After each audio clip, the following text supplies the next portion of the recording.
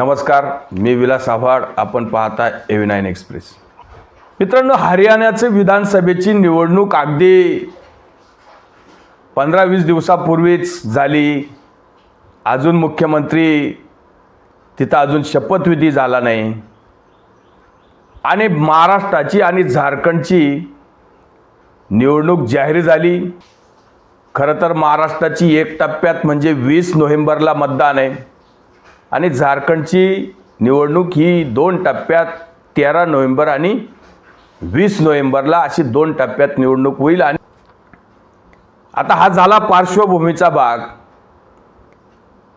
आता आपण हरियाणाच्या निवडणुकीच्या बाबतीत का बोलायचे की हरियाणामध्ये अनेक प्रकारचे आंदोलनं, अनेक प्रकारचे उपोषणं, अनेक प्रकारचे रास्ता रोको, मग कथित शेतकऱ्यांचं आंदोलन असेल, महिला पैलवानांचा असेल, अग्निवीर, भारतीय सेनेच्या बाबतीत अफवा असतील आणि अजून काही समाजाचे आरक्षण असतील, जाट समाजाचं असेल, दलित समाजाचं असेल, अशा प्रकारचे अनेक आंदोलनं आपण पाहिले. आणि एक वेळ असं वाटत होतं की भारतीय जनता पार्टीचं हे 10 वर्षाचं सरकार तिसऱ्यांदा रिपीट होणार नाही. भारतीय जनता पार्टीला इथं किंमत मोजावी लागेल. भारतीय जनता पार्टीच्या सरकारवर 10 वर्षात अनेक प्रकारची नाराजी तयार झाली. मग शेतकरी नाराज असतील किंवा पैलवान असतील, जवान असतील, किसान असतील, अशा प्रकारचं एक नॅरेटिव्ह सेट करण्यात आलं होतं. आणि हे लोक अगदी निवडणुकीचे निकाल यांच्या कल्पनेच्या बाहेर लागले. खरं तर एक्झिट पोलने काय दाखवलं नाही, त्यांना काय करायचं असतं हे त्यांचा प्रश्न. किती शॅम्पल असतो, किती, ते तर निवडणूक आयोगाने सुद्धा त्यांच्यावर ताशेरे ओढले. आता यांनी 8 वाजताचा निकालाचा ट्रेंड यांचा एक्झिट पोल थोड्याफार प्रमाणामध्ये खरे करण्यासाठी, म्हणजे मतमोजणी 8:30ला चालू होते आणि चॅनल बाकी 8 वाजताच निकाल देण्याचा सुरुवात करतात. ही पण गोष्ट अतिशय खेदजनक आहे. त्यावर आपल्याला वेळ घालवायचा नाहीये. आपल्याला ह्या गोष्टीवर बोलायचंय की जी काही गोष्ट आज महाराष्ट्रामध्ये आपण बघतोय, हरियाणामध्ये यापूर्वी आपण पाहिली की शेतकरी आंदोलन, महिलांचं आंदोलन, पैलवानांचं आंदोलन आणि काँग्रेससाठी एक जमीन तयार करण्यात आली. इथं काँग्रेससाठी परिस्थिती अनुकूल तयार करण्यात आली. भारतीय जनता पार्टीला हरवायचं आणि नरेंद्र मोदींचा अपमान करायचा, भारतीय जनता पार्टीची सत्ता इथून गेली पाहिजे, याच्यासाठी जे काही कथित आंदोलन झालं किंवा याच्यासाठी जी काही जमीन तयार करण्यात आली, याच्यासाठी काही एजंट बसवण्यात आले, अशा लोकांना आता या सगळ्या गोष्टीची उपरती होते. आता तेच लोक येऊन म्हणतात की आम्ही काँग्रेससाठी हे केलं, आम्ही ते काँग्रेससाठी तमकं केलं. पण काँग्रेसला हे जमलं नाही. आम्हाला तर असं वाटतं की काँग्रेसची सरकार येईल, आम्ही तर सगळं काँग्रेससाठीच करत होतो. जे शेतकरी आंदोलन, जे किसान आंदोलन सरकारच्या विरुद्ध होतं, ते केवळ काँग्रेसची इकोसिस्टीम होती. महिलांचं जे काही पैलवानांचं आंदोलन होतं, ती काँग्रेसची इकोसिस्टीम होती. आणि अजून काही जे काही अग्निवीरांच्या बाबतीत, जवानांच्या बाबतीत जे काही आंदोलन होतं, ते फक्त काँग्रेसची इकोसिस्टीम होती. सरकारला बदनाम करायचं, खोट्या अफवा पसरवायच्या, ह्या सगळ्या गोष्टी आता उघड झाल्या आहेत. तेच नेते सांगतात की आम्ही काँग्रेससाठी हे सगळं करत होतो, पण काँग्रेसने त्यावर पाणी पेरलं. काँग्रेस इथं सत्तेवर यायला पाहिजे होती, पण आली तिसऱ्यांदा भारतीय जनता पार्टी. तशीच काहीशी परिस्थिती महाराष्ट्रात पण आहे. लोकांना असं वाटतंय की हरियाणाची परिस्थिती महाराष्ट्रात होणार नाही म्हणून. ज्या पद्धतीनं जरांगे पाटील जे काही 7-8-10 महिन्यापासून मराठा समाजाच्या पाठीवर किंवा मराठा समाजाच्या खांद्यावर बंदूक ठेवून सरकारवर जे काही बेछूट आरोप करतात खरं तर मराठा समाजाची जी काही दखल असेल ती केवळ देवेंद्र फडणवीसांनी घेतली. 2014 ते 2019 मध्ये ते मुख्यमंत्री होते. त्याच काळामध्ये त्यांनी मराठा समाजाला आरक्षण दिलं, हायकोर्टात टिकवलं, सुप्रीम कोर्टात ते असेपर्यंत टिकवलं.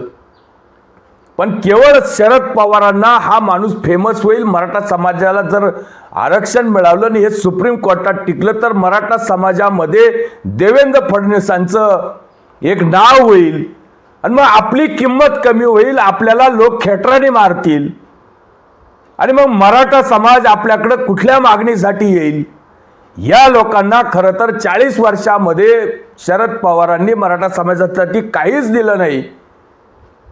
आणि मग जर फडणवीस देतात तर मग फडणवीसचं नाव होईल म्हणून फडणवीसांना या पदापासून दूर ठेवायचं, कारण ते सुप्रीम कोर्टात सुद्धा टिकवतील म्हणून मग त्यांनी फडणवीसांचा पत्ता कट केला आणि संजय राऊतांना बरोबर घेऊन उद्धव ठाकरेंच्या बरोबर सगळ्या गोष्टीचा घाट घातला. देवेंद्र फडणवीसांच्या पाठीत खंजीर खुपसून जी महाविकास आघाडी बनवली हा इतिहास आहे. त्यात सुद्धा आपल्याला जास्त वेळ घालायचा नाहीये. पण पुढे महाविकास आघाडीचं सरकार गेलं, एकनाथ शिंदेंनी यांची वाट लावली, अजित पवारांनी राष्ट्रवादीची लावली. हे तर काय दोन मोठाले नेते, वरिष्ठ नेते, एकनाथ शिंदे असतील, अजित पवार असतील, हे काय बोळ्याने दूध पितात का छोटे कुकुले बाळ आहे की देवेंद्र फडणवीस बोलले आणा तुमचे 40 आमदार, आणा तुमचे 40 आमदार. त्यांना स्वतःचं काही ज्ञान आहे की नाही? प्रत्येक गोष्टीचे खापर फक्त देवेंद्र फडणवीसांवर फोडायचं. देवेंद्र फडणवीसांनी पक्ष फोडले आणि शिव्या बाकी देवेंद्र फडणवीसांना द्यायच्या, मग जातीवरून द्यायच्या, त्यांच्या बायकोवरून द्यायच्या, त्यांच्या कुटुंबाला द्यायच्या. शरद पवारांना एक प्रश्न विचारायचा नाही की तुम्ही 40-50 वर्षामध्ये मराठा समाजाला आरक्षण दिलं नाही, ओबीसी मधून द्यायचं होतं की कुठून द्यायचं होतं, का दिलं नाही, काही विचारायचं नाही. शरद पवारांनी अनेक वेळा सांगितले की मराठा समाजाला आरक्षणाची गरजच नाही. सुप्रियाताईंनी सांगितले की मराठा समाजाच्या आरक्षणापेक्षा अनेक गोष्टी महत्वाच्या आहेत, त्या महत्वाच्या आहेत. आणि या स्वतःला स्ट्रॉंग लीडर समजतात, स्ट्रॉंग मराठा समजतात. पण मग जरांगेंचं जे काही भूत शरद पवारांनी उभं केलं आणि त्याचा रोग केवळ देवेंद्र फडणवीस, का ते ब्राह्मण आहे. जातीवादी जे काही राजकारण केलं असेल महाराष्ट्रामध्ये, जातीची जी काही कीड लावली असेल ती फक्त शरद पवारांनी. दुसरं यांनी काही राज्यामध्ये कुठला विकास नाही केला, शेतकऱ्यांसाठी काही केलं नाही, न गोरगरिबांसाठी केलं, न विद्यार्थ्यांसाठी केलं, न महिलांसाठी काही केलं. यांना तर यांचा पक्ष जिवंत ठेवायचा आहे. मग धन रांडगे नेते आपल्या पक्षाबरोबर घ्यायचे की ज्यांच्याकडे करोडोची संपत्ती आहे. अशा राजकारणी लोकांना, साखर सम्राट असतील, शिक्षण सम्राट असतील, माफिया असतील, अशा लोकांना पक्षामध्ये घ्यायचं आणि त्यांची एक मोड बांधायची. बाकी शरद पवारांनी दुसरं काहीच केलं नाही. आता जरांगे जे बोंबलतात ते की देवेंद्र फडणवीसांनी मराठा समाजाचं वाटोळं केलं. का रे बाबा, देवेंद्र फडणवीसांना मराठा समाजाचं वाटोळं करायचं होतं तर त्यांनी मराठा समाजाला आरक्षण कशाला दिलं असतं? ज्यांनी दिलं नाही त्यांना त्यांच्या बाबतीत तुम्ही रात्रीचे मुके घ्यायचे, त्यांना अगदी म्हणायचं अबाबाबा काय साहेबांची ऊर्जा. अरे एवढंच तुम्हाला साहेबांची ऊर्जा दिसते तर साहेबांची तुतारी हातात घ्या, साहेबांची तुतारी तोंडात घेऊन वाजवा तरी. लोकशाहीने सगळ्या गोष्टीला अधिकार दिले, कोणी तुम्हाला अडवले? तुम्ही तुतारी घ्या नाही तर अजून दुसरी काहीतरी पिपाणी घ्या. या महाराष्ट्रामध्ये जनतेचं राज्य आहे आणि जनता ठरवेल तुम्ही समाजासाठी किंवा लोकांसाठी काय चांगलं करीत असेल तर तुम्हालाही लोक निवडून देतील. पण केवळ फक्त एका जातीच्या माणसाला टार्गेट करायचं, त्याची जात काढायची, त्याचे वंशवळ काढायची, त्याचा पार शिव्यागाळ करायची आणि समाजामध्ये फक्त तेढ निर्माण करायचा, विष कालवायचं, जहर कालवायचं काम जरांगेंनी सुरू केले.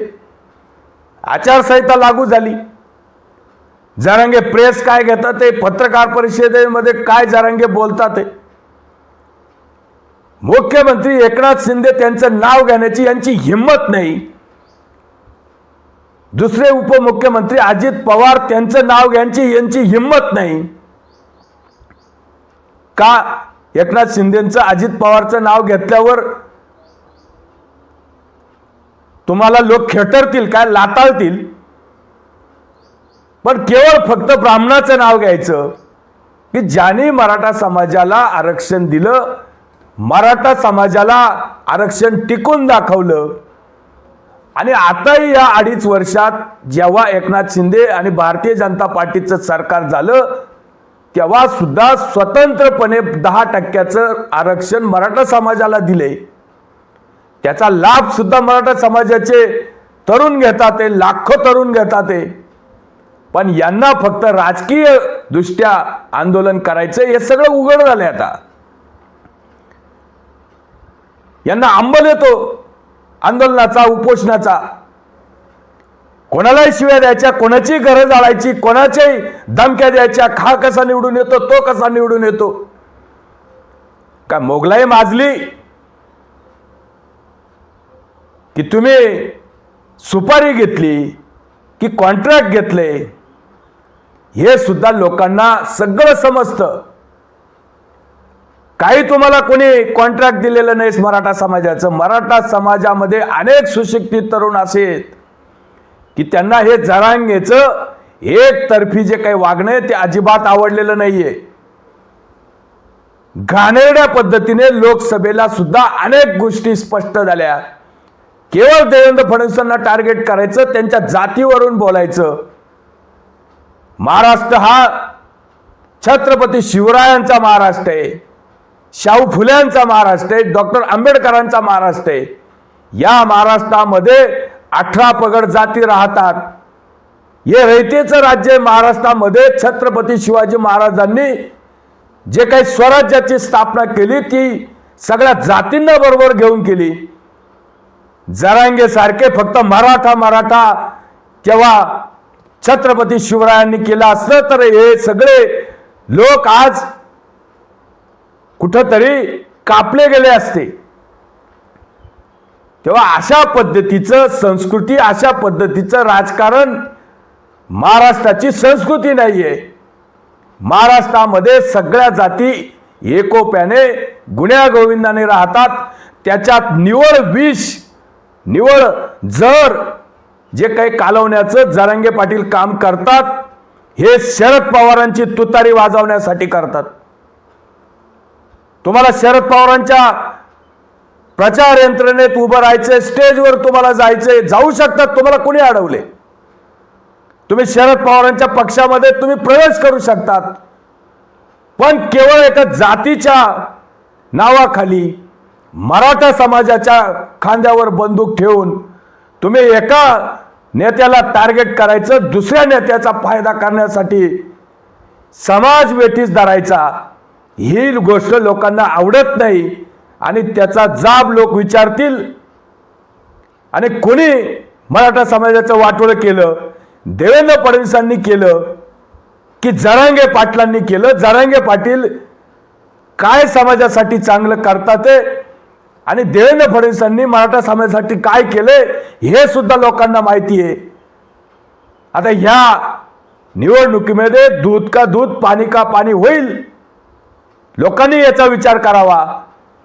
देवेंद्र फडणवीसांनी मराठा समाजासाठी काय केलं आणि जरांगेंनी किती विष कालवलं याचं सुद्धा मोजणी लोकांनी करावी.